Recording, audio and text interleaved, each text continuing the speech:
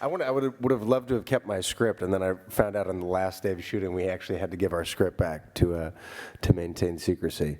But I kept a leather jacket that I wore from the first film, from the bar scene, that I was a big fan of.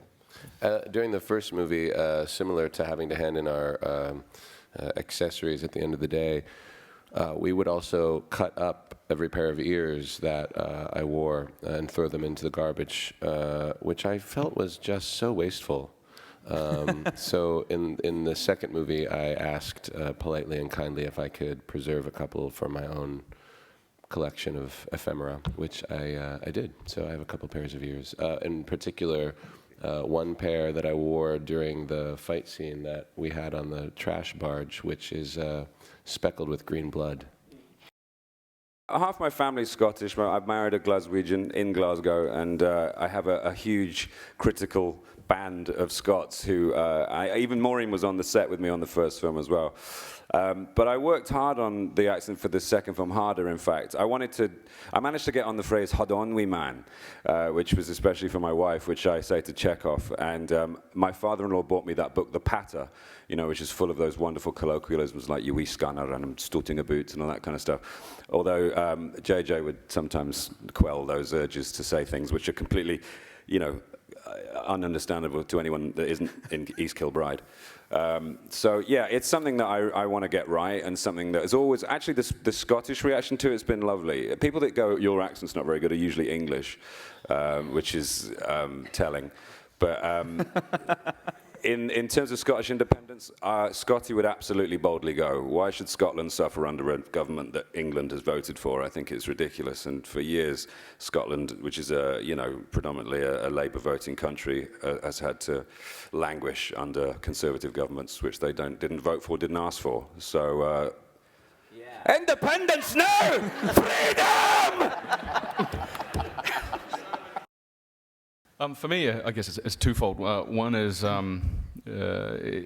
Bones's altruism. There's nothing that he wouldn't do for his friends, and secondly, it's I guess the fact that it's wrapped up in the most cantankerous layer that seems to permeate many of his interactions. But that's what I love about him. For Hura, I think it's how she is so reliable and responsible and elegant. Kind of reminds me of like a horse, like a very beautiful stallion. And that's sort of what I wish it can rub off on me from her. Harrison's sense of honor to his own, the idea of what family is and the importance of being protective of your tribe. My character, I like Kirk's, I don't know if there's a word, underdoggedness. Nope, No, not a word. not a word. Let's go again. I like One more Kirk's, time, this time with words that make sense. his orneriness. Yes. All right. Right? All right. Yeah, I like. There are many things about Kirk I like the fact that under great pressure, and he's always getting beaten down, especially in the second one, that he's a fighter, and it may not always work out. It may not always be the best choice, but I can appreciate a guy that even when he's knocked down, especially in that scene on Kronos when Benedict and I are fighting, I like this guy who's just exhausted, but just giving it all he's got. I'm done. Done? Yeah, sorry. I value Spock's compassion, his faith in humanity, his measured expression as well, that he's not irrational, and that ultimately he's true to himself. I like Carol Marcus's fierce intelligence, which she's clearly so distracted by that she will even change in public. It happens. I like Scotty's just kind of like a fiercely intelligent mechanic, and I think if he was in a perfect world, he'd just tinker with the warp core all day. So when things go crazy, he always reacts like, "What the?" You know, he's kind of always shocked and amazed by everything, and doesn't really take it in his stride. And I like playing that because it's how you would react to a Klingon on your starboard bow, and.